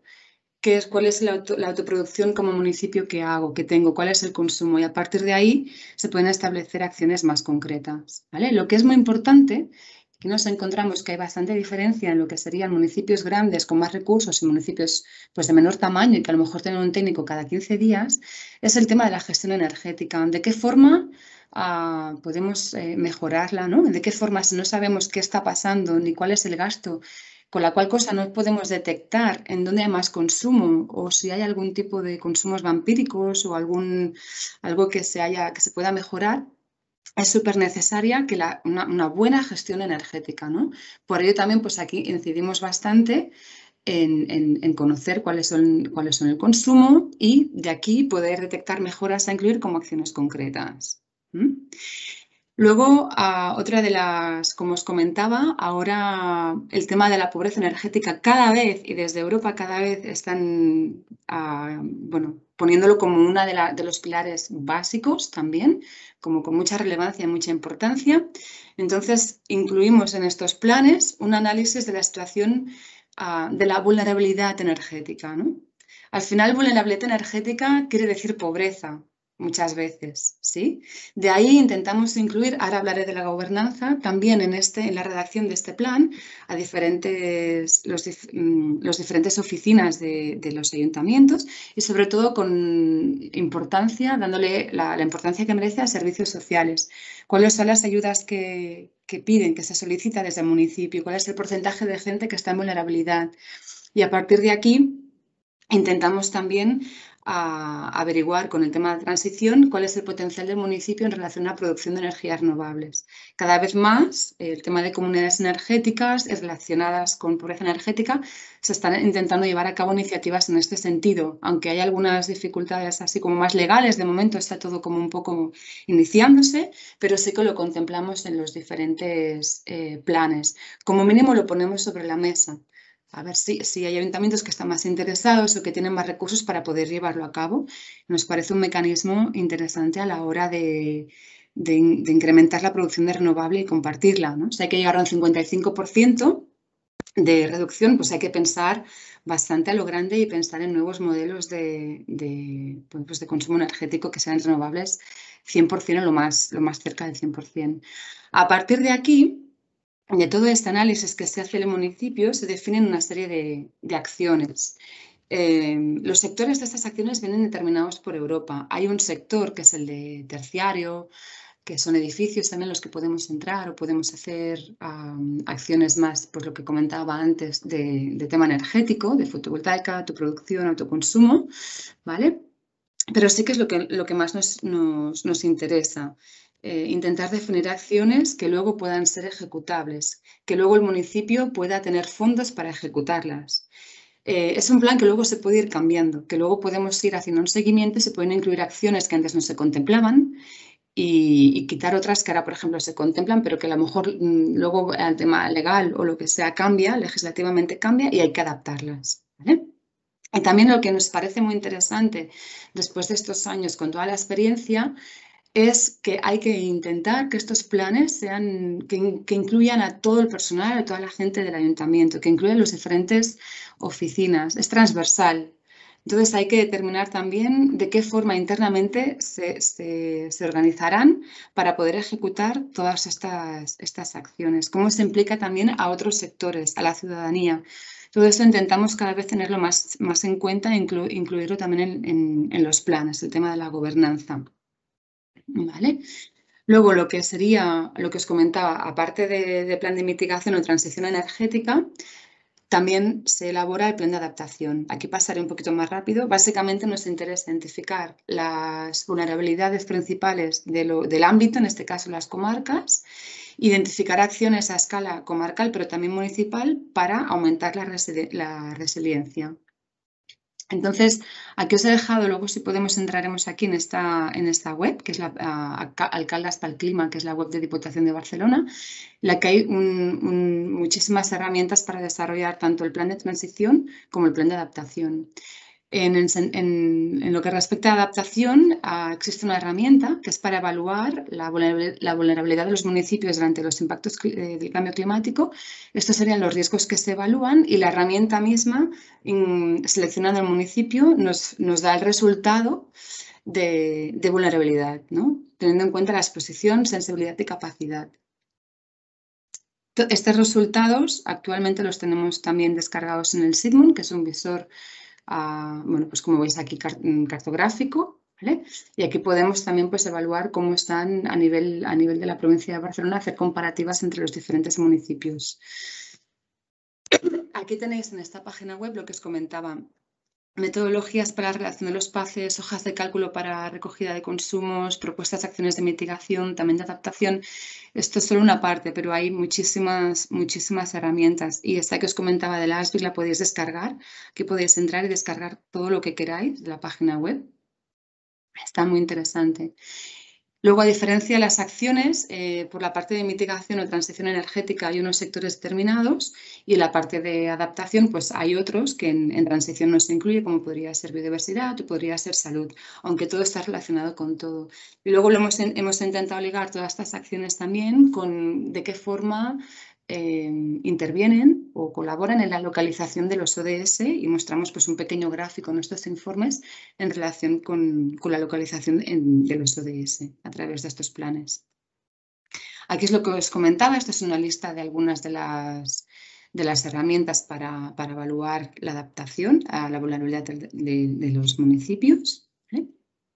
Y el soporte que os decía antes también, el soporte que damos desde Diputación, nos piden una solicitud a través del catálogo para redactar el PACES, ¿vale? Entonces subvencionamos a través de una empresa, también damos apoyo técnico y económico directo para ejecutar las acciones, sobre todo en tema ahora pues, de energías renovables, con el tema fotovoltaicas, con el tema biomasa, hacemos un seguimiento. También hay una oficina de comunicación para poder comunicar a la ciudadanía y ofrecer todos los recursos disponibles para poder comunicar lo que es el pacto, los planes que tiene cada municipio, los resultados, para poder incidir en la ciudadanía, tanto desde todos los ámbitos, ¿vale? Sea terciario o ciudadanía de a pie, así como formación y diferentes cursos para técnicos municipales, jornadas, etcétera. Y hasta aquí. Muchas gracias. Muchísimas gracias, Miriam. Creo que una buena pincelada del Pacto de los Alcaldes, sobre todo de esta actualización que estábamos comentando antes, ¿no? Que realmente va a afectar a tantos municipios, ligados sobre todo con estos fondos de recuperación que también antes comentaba Joan Josep. Doy paso muy rápido a Hugo Moreno, también de la Diputación de Barcelona, que es ingeniero civil e ingeniero industrial, que está en la sección de movilidad y seguridad vial en la Diputación y que dirige actuaciones de mejora en seguridad vial, reorganización y travesía en la red local de carreteras, coordinación de redacción de planes de movilidad urbana de municipios de la provincia de Barcelona, un poco en un servicio paralelo a lo que sería el servicio que estaba explicando ahora Miriam, sobre más orientado a los PAES, en este caso más orientado a los PEMOS. Simplemente antes de dar paso a Hugo, comentar que si alguien tiene algún comentario o alguna pregunta, que lo deje apuntado en el chat y al final, aunque vamos un poco apurados de tiempo o fuera de tiempo, intentaremos hacer una repasada rápida, ¿sí? de comentarios o preguntas que tengáis, si es que tenéis alguna. Y no me enrollo más y dejo paso a Hugo. Muchas gracias. Hola, buenos días a todos. Bueno, soy Hugo Moreno, trabajo en la Diputación como Miriam y, bueno, en nuestra oficina, como ya pues, os han comentado, nos encargamos de dar soporte a los ayuntamientos en materia de movilidad. Voy a compartir la pantalla para enseñaros la presentación. ¿Se ve, no? ¿Se ve la presentación? Sí, perfectamente. Vale, muy bien. Bueno, primero agradezco que nos hayáis invitado a esta formación para explicar nuestra experiencia en materia de movilidad. Bueno, ¿qué es lo que explicaré? Bueno, 4 cosas. Básicamente, el soporte que estamos dando a los ayuntamientos en materia de movilidad, que como veréis es muy parecido al soporte que dan desde el Departamento de Medio Ambiente a los PAES. El marco legal de los planes de movilidad urbana sostenible y qué es un plan de movilidad urbana sostenible, cómo hacemos la tramitación ambiental y, bueno, algunos ejemplos de actuaciones que incluimos en estos planes de movilidad.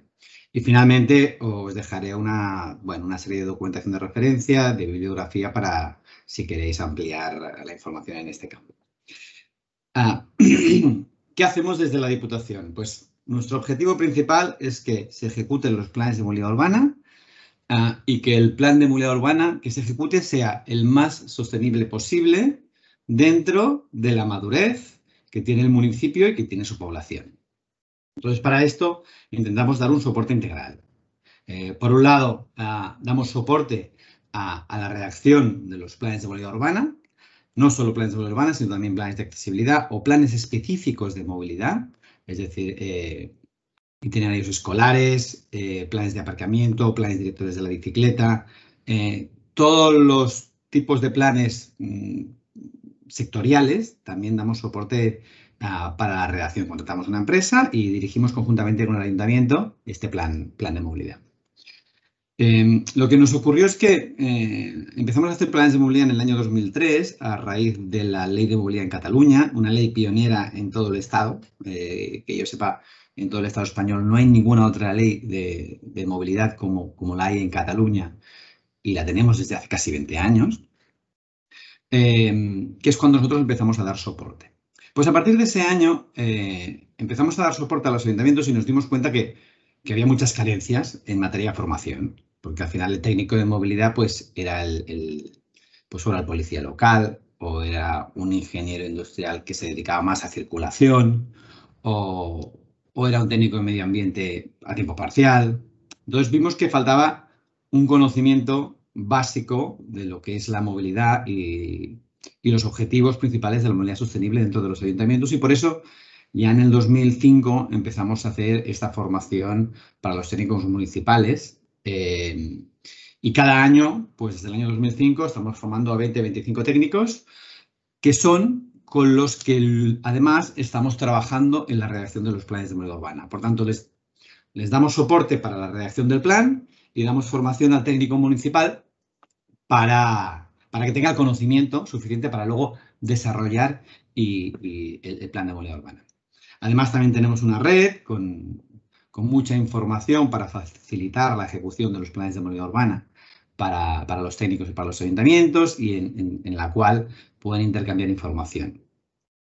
Y bueno, y también trabajamos en otras áreas como, bueno, pues con convenios con la área metropolitana de Barcelona para hacer los PMUs de los 36 municipios del área.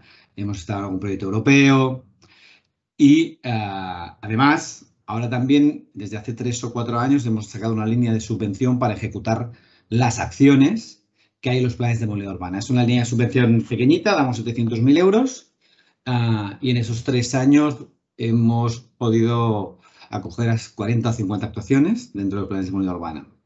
Por eso, todo lo que hacemos nosotros tiene este objetivo, ¿no? Que el plan sea lo más sostenible posible y que se ejecute en el mayor grado posible y damos este soporte integral.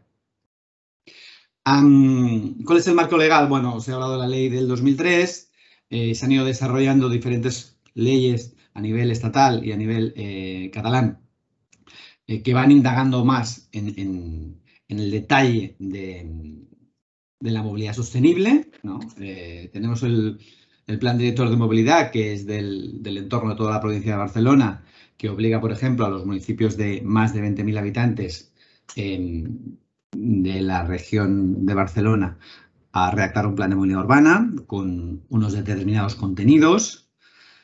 Tenemos la Ley de Evaluación Ambiental de Planes y Programas, que acompaña en la redacción y la tramitación de los planes de movilidad urbana para garantizar un mínimo en sostenibilidad ambiental. Y durante varios años se han ido desarrollando guías.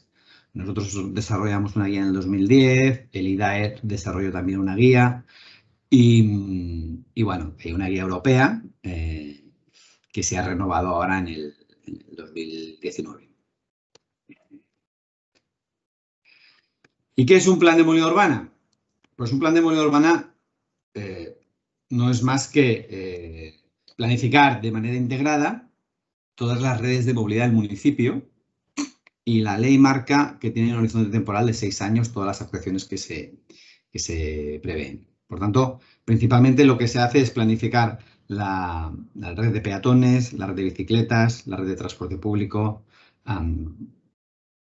y la red de vehículo privado también, la carga y descarga de mercaderías, la distribución urbana de mercaderías. Se trabaja también mucho la seguridad vial de cada uno de los modos de transporte y transversalmente a lo largo de todo el desarrollo del plan hay 2 figuras que le acompañan. Una es el procedimiento de participación ciudadana y la otra es la evaluación ambiental. El objetivo es lo que decíamos, ¿no? Conseguir un modelo de movilidad sostenible, seguro, equitativo y eficiente. ¿Y cuáles son los retos del PMU, ¿no? Del Plan de Movilidad Urbana?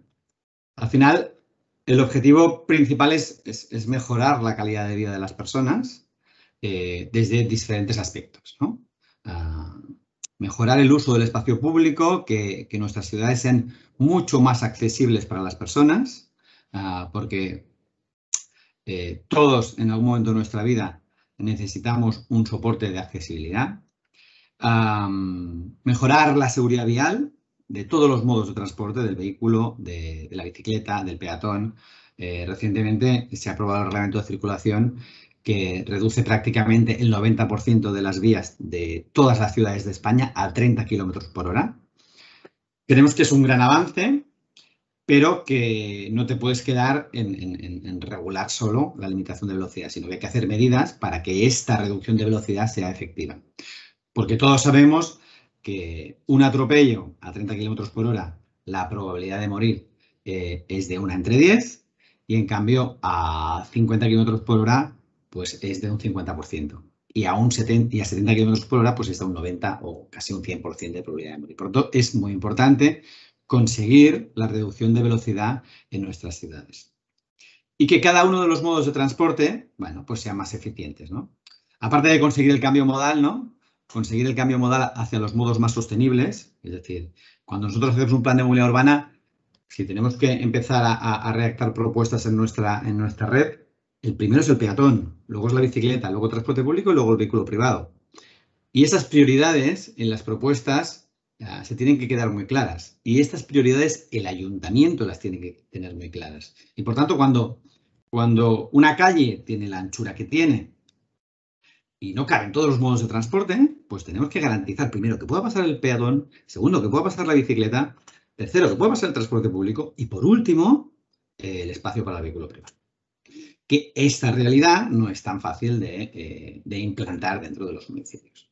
Bueno, evidentemente, reducir el resto de elementos negativos que genera el vehículo privado, ¿no? Contaminación atmosférica, acústica, etcétera, etcétera. El proceso de elaboración de un plan de movilidad urbana es como el de cualquier documento de planificación. Hay una fase previa de prediagnosis y de diagnóstico y finalmente hacemos unas propuestas con un programa de actuación lo más detallado posible y finalmente pues lleva una tramitación tanto ambiental como dentro del plan la autoridad territorial de la movilidad de la región metropolitana de Barcelona o la propia Generalitat tienen que informar favorablemente el plan desde el punto de vista de los contenidos del plan y desde el punto de vista de la ambientalización del plan, de lo sostenible que es el plan, es Medio Ambiente quien informa el plan. El plan, como veis, trata principalmente las redes de movilidad, pero también acabamos incluyendo pues, algunos requerimientos políticos y técnicos que están dentro de del plan de actuación municipal. Y ponemos el enfoque en estos flujos importantes de cambio modal, ¿no? Actuamos allí donde creemos que es más eficiente el beneficio en función del presupuesto que nos vayamos a gastar, ¿no? En el que consigamos un cambio modal más importante y una reducción más importante de esas externalidades negativas del vehículo privado. Bueno, como os decía, el procedimiento aquí lo tenéis un poquito más detallado y como veis la participación ciudadana acompaña en todo el proceso y sí que creemos que es muy importante que tenga este programa de actuaciones básicamente en el que estén todas las propuestas que estén priorizadas en función de esta efectividad de las mismas, que estén planificadas en el tiempo y que tengan una pequeña valoración económica. De manera que sepamos, con un número aproximado, el dinero que supone implementar este plan y que sea viable dentro de las arcas municipales, ¿no? O de las subvenciones que puedan conseguir los ayuntamientos. ¿Cómo hacemos la evaluación ambiental? Bueno, hay una metodología para el cálculo de los distintos escenarios del PMU. Ya sabemos que el horizonte temporal de los planes de movilidad urbana son 6 años. Y hacemos un cálculo de las emisiones de gases, partículas contaminantes, energía consumida en la situación actual y en las diferentes alternativas que se plantean dentro del PMU para finalmente elegir la alternativa más eficiente desde el punto de vista medioambiental. Se establecen unos indicadores para la evaluación y seguimiento del plan cuando se revisa el plan a los 6 años, se vuelven a calcular los indicadores y se hace una evaluación de la consecución de los objetivos del plan que se redactó 6 años antes. Y además, a medio plazo de ejecución del plan, normalmente a los 3 años, se hace una pequeña revisión del plan para ver si va en la buena línea. Si se calculan también una serie de indicadores para comprobar si se están consiguiendo o no o se están actuando en la línea que marca el plan, ¿no? Bueno, la evaluación ambiental, el cálculo de las emisiones se hace en base a un programa que hizo la Generalitat ya hace unos cuantos años, el AmbientMob, que ya están en su segunda versión. Entonces, en función del parque de vehículos, de cómo se mueven estos vehículos, se pueden calcular pues, las emisiones a la atmósfera, tanto en la situación actual como en las diferentes alternativas o en la situación final. De esta manera, a través de este programa, se pueden tener objetivos cuantitativos de reducción de emisiones de gases a la atmósfera y de reducción de gasto energético. ¿Y cómo son las medidas que implantamos en los PMUs? Bueno, pues como os decía, con este orden de prioridad, peatón, bicicleta, transporte público, vehículo privado, al final, una de las medidas principales es darle más espacio al peatón. Ya sea en los itinerarios escolares, en los itinerarios principales de peatones, en los centros históricos. Al final es ir ganando más espacio para el peatón en todo nuestro núcleo urbano, priorizando aquellas zonas donde vemos que es más necesario y donde vemos que el cambio modal va a ser más efectivo. Nosotros, cuando hacemos un plan de movilidad, siempre hacemos una encuesta de movilidad para ver cómo se mueve la gente dentro del municipio.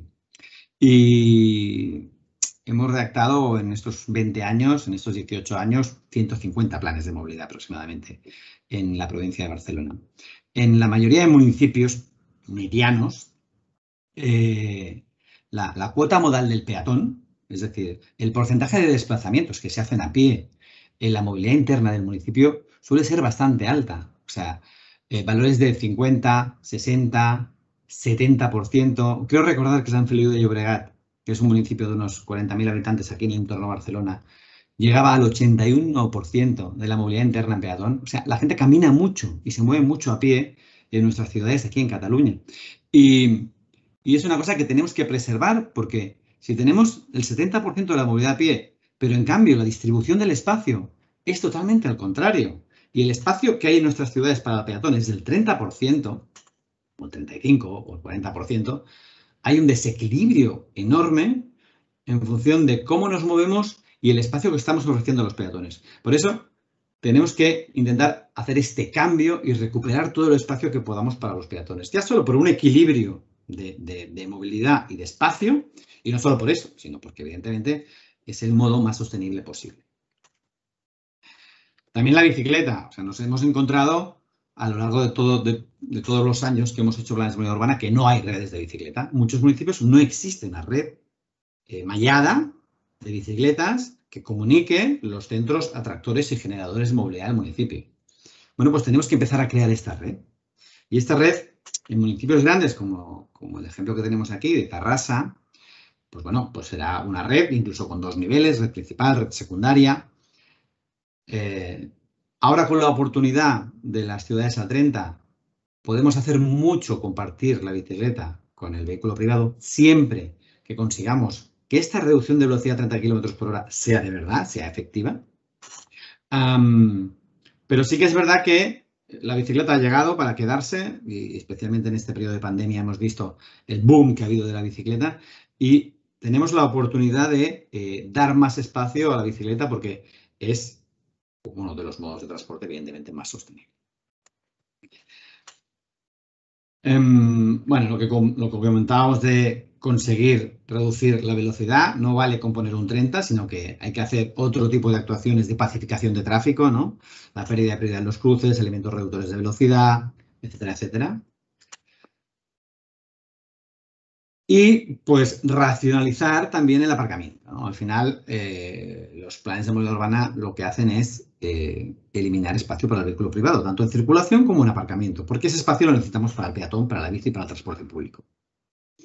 En general, lo que hacemos es una planificación de 2 o 3 zonas en el ámbito municipal que, contra más cerca estés del centro, más te va a costar aparcar y más vas a tener que pagar por aparcar. Básicamente es eso, ¿no? Implantación de zonas verdes, hacer parkings soterráneos, porque al final es verdad que los coches existen y hay que dejarlos en algún sitio. Y si los podemos dejar fuera de la vía pública, mejor que en la vía pública. ¿Qué otro tipo de medidas tenemos? Bueno, pues medidas para promover el uso del transporte público colectivo, ¿no? Sistemas de ayuda a la explotación. Le damos mucha importancia a mejorar las paradas de transporte colectivo. La información, en muchos de los municipios que hemos trabajado, la información es prácticamente inexistente. Hay muchas paradas de autobús que no tienen ni marquesina, que tienen un palo, que no están ni la información de las rutas que pasan. Bueno, depende del tamaño del municipio. Claro, nosotros hemos hecho planes de movilidad de municipios de 200.000 habitantes y de municipios de 10.000 habitantes, que de hecho muchos no tienen ni transporte público propio, ¿no? Sino que el transporte público que tienen es el transporte público interurbano de la Generalitat, que al final tiene 2 o 3 paradas dentro del municipio, ¿no? Y en estos municipios poco más podemos hacer que mejorar las paradas, que mejorar la información, que sean más accesibles. Pero sí que es verdad que los municipios grandes pues tenemos que intentar que sea más eficiente el transporte público, ¿no? Y una de las cosas que también trabajamos bastante es intentar mejorar la velocidad comercial del transporte público. La velocidad comercial del transporte público es la velocidad media que tú puedes tardar de una parada a 5 paradas más allá, teniendo en cuenta el tiempo que pierdes en las paradas. Claro, la velocidad comercial, por ejemplo, del transporte público en Barcelona hace unos años era de 11 o 12 kilómetros por hora. Claro, son valores que son muy, muy reducidos. Por eso implantaron la red ortogonal con el objetivo de subir esta velocidad comercial, porque al final, con una velocidad comercial tan baja, es muy poco competitivo el transporte público respecto a los otros modos de transporte, ¿no? Lo que decíamos, fomentar el uso racional del vehículo privado, ¿no? Para conseguir este cambio modal. Al final, tanto el cambio modal, es decir, que la gente que usa el coche pase a desplazarse en bicicleta, pase a desplazarse a pie, pase a desplazarse en transporte público. Tanto el cambio modal como, decían antes desde el ICANN, la renovación del parque de vehículos, ¿no? La renovación automática del parque de vehículos, van a contribuir a la mejora de la calidad de nuestra atmósfera y a la mejora de la eficiencia energética. Por tanto, son 2 medidas muy importantes en este aspecto, en el aspecto de mejorar la calidad de nuestras calles, ¿no? De hecho, una de las medidas que ahora se va a implantar más y que ya también por ley es obligatorio son las zonas de bajas emisiones. Todos los municipios de más de 50.000 habitantes, en principio tendrán que tener planificada antes del 2023, una zona de bajas emisiones. Es decir, un entorno en el que los vehículos tengan el acceso restringido en función del etiquetaje de los vehículos que definió la Dirección General de Tráfico. Es decir, como el entorno de las rondas de Barcelona, pues hacer algo parecido en el resto del centro de las ciudades de más de 50.000 habitantes de Cataluña. Eso también contribuirá pues, a mejorar la calidad de nuestros ciudadanos y a reducir el gasto energético. Otro de los aspectos que trabajamos es la distribución de mercaderías. La distribución de mercaderías es muy importante porque al final supone entre el 20 y el 40% del tráfico de nuestras ciudades. Y es un aspecto que se ha trabajado muy sutilmente y muy levemente en los planes de movilidad urbana. ¿Por qué? Porque es un sistema muy complejo de afrontar, porque aquí no interviene prácticamente la administración. La distribución urbana de mercaderías la hacen los privados, es un sector muy atomizado, hay muchos muchas pequeñas empresas que tienen pues 1, 2 vehículos, 3 vehículos, mucho autónomo. Pero en esta época de pandemia, el comprar a distancia ha aumentado de manera exponencial y ya antes de la pandemia también estaba aumentando. Y por lo tanto es otro aspecto que tenemos que empezar a trabajar, ¿no? Con un poquito más de detalle. Nosotros estamos haciendo una guía para trabajar la logística urbana de mercaderías y la carga y descarga, porque hasta ahora se había trabajado muy poco por la dificultad que tiene este aspecto. Y otra de las cosas que también trabajamos bastante es la pedagogía, sensibilidad, concienciación ciudadana, porque al final las ciudades serán todo lo sostenible que seamos capaces de conseguir, y para ello es necesario que la ciudadanía esté convencida. Nosotros esto lo vemos mucho cuando hacemos el curso de movilidad, ¿no?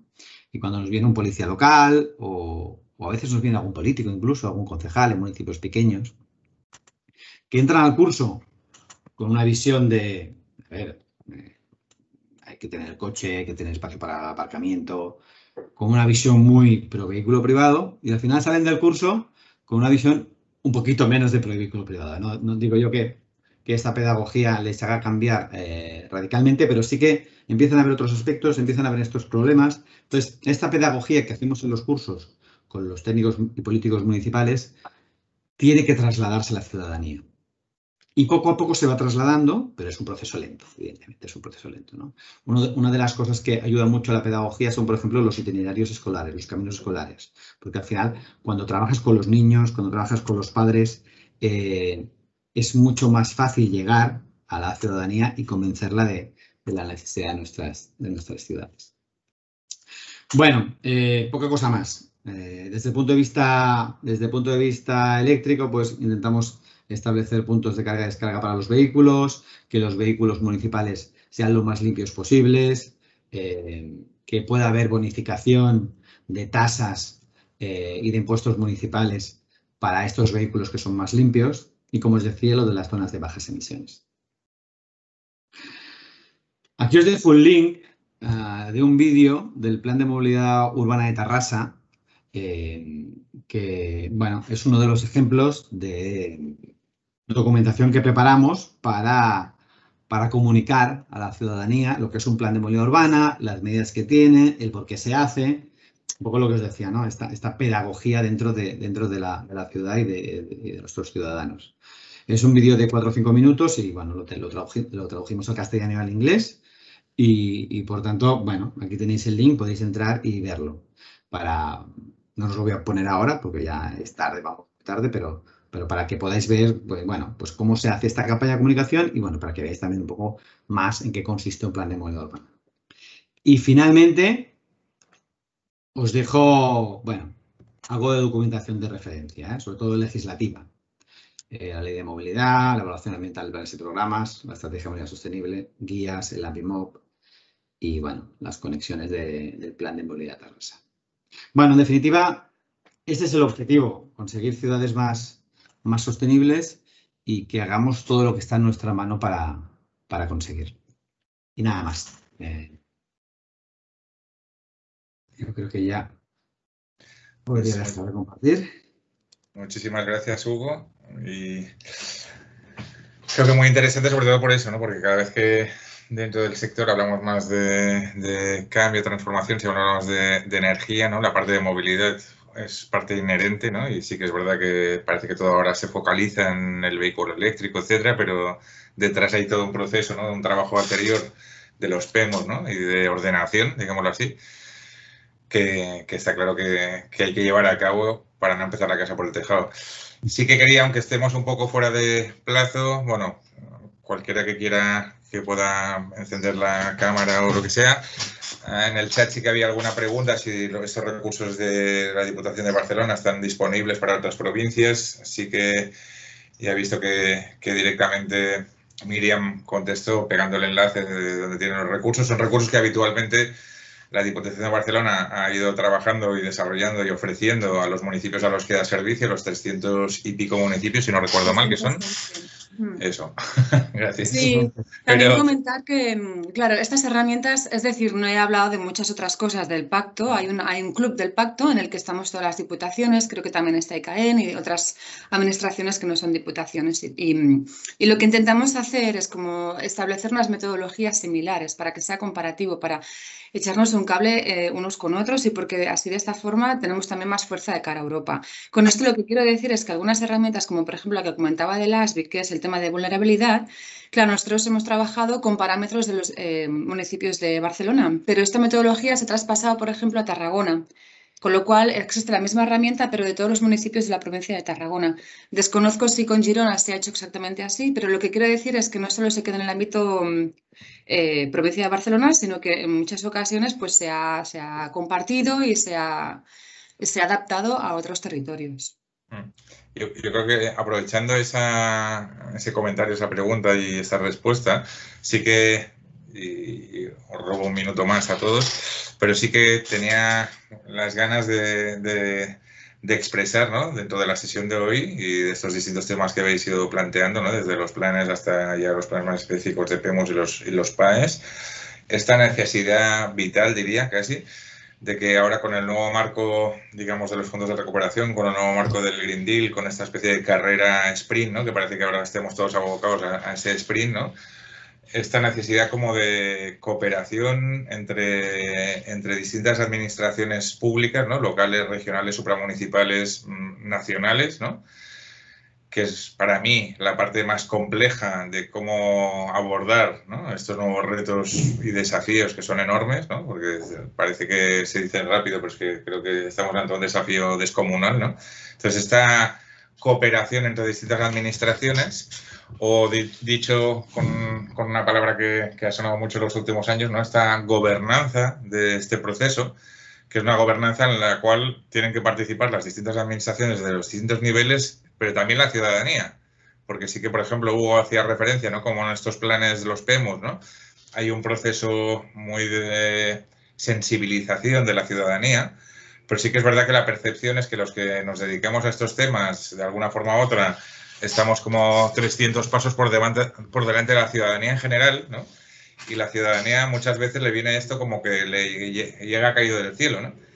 Y con estos macroobjetivos que tenemos de 2030 a 2050, la percepción de que hay que involucrar de una forma más dinámica y más recurrente a la ciudadanía a todos los niveles, ¿no? También esto, ¿no?, dentro de esta gobernanza, para mí esta visión de que la ciudadanía tiene que ser un actor activo y no pasivo, y esta necesidad de esta coordinación entre administraciones a nivel energético muy evidente, a nivel también de movilidad también para mí muy evidente, ¿no?, porque al final la movilidad, aunque estemos hablando de municipios, pues por ejemplo en el área metropolitana de Barcelona se entenderá muy fácil, ¿no?, hay 36 municipios y la movilidad es imposible seguramente, ¿no?, aislar la municipio, sino que tiene sentido cuando vemos, ¿no?, la radiografía entera de toda la área entera de los 36 municipios, ¿no? Esto que pasa en la área metropolitana seguro que pasa, por ejemplo, también en la misma zona de Madrid, ¿no?, que tenemos la capital, pero después hay muchísimos municipios pegados, ¿no?, que la movilidad, digamos, es pareja, ¿no? Entonces, esta necesidad, ¿no?, de coordinar entre distintos actores y considerando uno de estos actores y un actor clave, la ciudadanía, no como actor pasivo, sino como un actor, digamos, que para que lleguemos al éxito tiene que ser un actor activo, ¿no?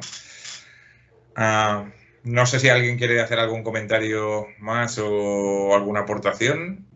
Bueno, yo quería hacer una última aportación y es que yo creo que el reto que tenemos ahora es invertir de la manera más eficiente posible todo este dinero que viene de Europa.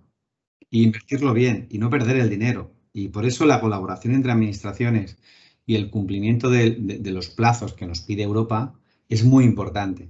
Porque tenemos una oportunidad que no sabemos si se va a volver a repetir y que es una oportunidad para invertir bien este dinero.